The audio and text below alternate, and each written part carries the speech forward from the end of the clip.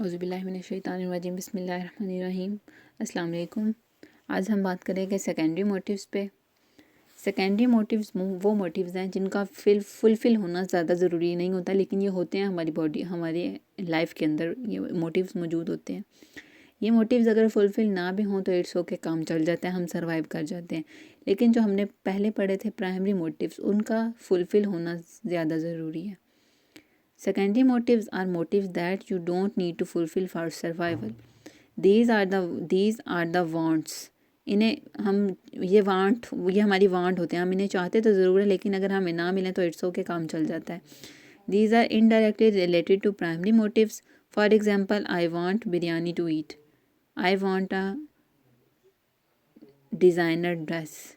ये हमारी नीड्स हैं कि हमें ड्रेस चाहिए, नहीं मिल जाता ड्रेस तो कुछ भी नहीं होगा, हम कुछ और निकाल के पहन लेंगे। हमें बिरयानी चाहिए, ठीक है, अगर बिरयानी नहीं मिल रही तो क्या करेंगे, हम गुजारा कर लेंगे किसी और चीज़ के साथ। अगर ये मोटिव फुलफिल ना हो तो चल जाता है गुजारा। यहाँ पे सेकेंडरी मोटिव्स को 3 डिफरेंट सब कैटेगरीज में कैटेगराइज किया गया है। First one is social motives, उसके बाद साइकोलॉजिकल मोटिव्स, उसके बाद जनरल मोटिव्स। इन 3 मोटिव्स को हम अब 1 बाय 1 स्टडी करेंगे। सबसे पहले पढ़ेंगे हम लोग social motive. Social motives, these are motives that are related to our social life. ये मोटिव्स हमारे लिए ज़रूरी हैं क्योंकि ये हमारी सोशल लाइफ से रिलेटेड ज़रूरी है। हमें किस तरह सोशल लाइफ, किस तरह हमें सोसाइटी सपोर्ट करती है। सबसे पहले हमारे पास सोशल अप्रूवल, उसके बाद है जी सोशल कंपैरिजन। सोशल अप्रूवल क्या है, हम कोई भी काम करने जा रहे हैं तो उसको अपनी हमारी सोसाइटी के अंदर एक्सेप्टेबल होना चाहिए। ऐसा नहीं है कि हम कोई काम ऐसा कर रहे हैं जो कि सोसाइटी में उसको बुरा समझा जाता है, लोग उसको क्रिटिसाइज़ करेंगे। तो ये बात जो है ये ज़्यादा ज़रूरी है। सोशल अप्रूवल, किसी भी काम को, किसी भी नीड को, किसी भी मोटिव को फुलफ़िल करने के लिए social approval is most necessary. उसके बाद है जी सोशल कंपैरिजन। सोशल कंपैरिजन किस तरह आ जाता है कि हमने कोई भी काम करना है तो उसे कंपेयर करेंगे कि हमसे पहले किसने किया हुआ था, कैसे किया हुआ था, ठीक है। आइदर सोसाइटी वाले लोग जो हैं मेरे इस काम को किस तरह देखेंगे, पॉजिटिवली देखेंगे या नेगेटिवली देखेंगे। Some psychologists say that social approval and social comparison are just two aspects of one motive. Anyhow, both are interlinked. When we socially cooperate ourselves, we just want to gain social approval.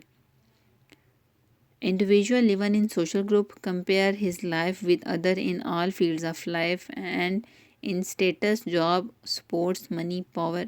हम अपनी ज़िंदगी में हर चीज़ को दूसरों के साथ compare कर रहे होते हैं।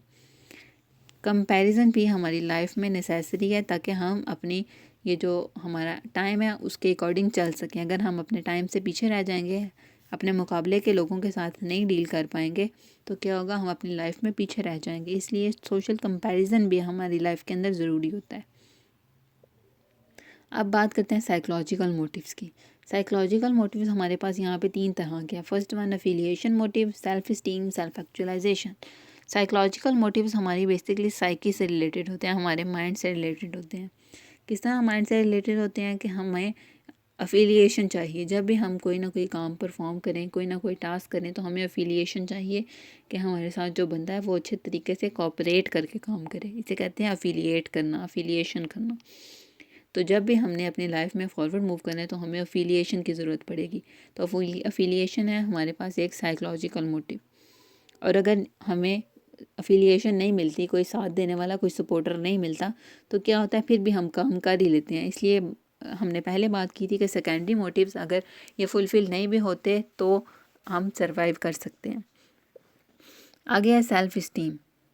सेल्फ़ इस्टीम में क्या है कि आप बात करते हो कि आप अपने बारे में, अपनी ईगो जो है इसको हर्ट नहीं होने देते, अपनी ईगो को मेंटेन रखते हो। सेल्फ़ इस्टीम में हम बात करते हैं कि हम जो दूसरे लोग हैं वो हमारी इज़्ज़त करें, रिस्पेक्ट करें, हमें हर्ट ना करें। इसमें हम बेसिकली अपनी ईगो को प्रोटेक्ट कर रहे होते हैं, अपनी ईगो को हर्ट नहीं होने देते। हम चाहते हैं कि दूसरे लोग हमारी इज़्ज़त करें, रिस्पेक्ट करें, हमारा ख्याल करें, हमारी केयर करें। ये हमारी नीड है, इसे कहते हैं इस्टीम मोटिव या सेल्फ़ इस्टीम। आगे है सेल्फ एक्चुअलाइजेशन। सेल्फ एक्चुअलाइजेशन भी अपनी लाइफ में सर्वाइवल के लिए मोस्ट इंपॉर्टेंट है। सेल्फ एक्चुअलाइजेशन करते हैं, कहते हैं to know about our self, अपने आप के बारे में जानना, अपने सेल्फ के बारे में जानना, अपनी स्ट्रेंथ को, अपनी पोटेंशियल्स को अवेयर करना कि क्या मैं ये काम कर सकता हूँ, क्या मैं ये नहीं कर सकता, या किस काम को मैं कितने अच्छे तरीके से परफॉर्म कर सकता हूँ। जब हम अपनी कहते हैं कि हम अपनी एबिलिटीज़ को जान लेते हैं, अपनी स्किल्स को जान लेते हैं, तो इसे कहते हैं सेल्फ एक्चुअलाइजेशन। जो सेल्फ इस्टीम और सेल्फ एक्चुअलाइजेशन, ये दो कॉन्सेप्ट्स हैं, इनको हमने आगे भी इंशाल्लाह स्टडी करना है मैस्लो हायरार्की ऑफ नीड्स में। मैस्लो जो रिसर्चर थे, उन्होंने सेल्फ इस्टीम और सेल्फ एक्चुअलाइजेशन पे काम किया हुआ था। यहाँ पे हमारे पास साइकोलॉजिकल मोटिव्स कंप्लीट हो जाते हैं। अब मूव करते हैं हम अपने जनरल मोटिव्स की तरफ।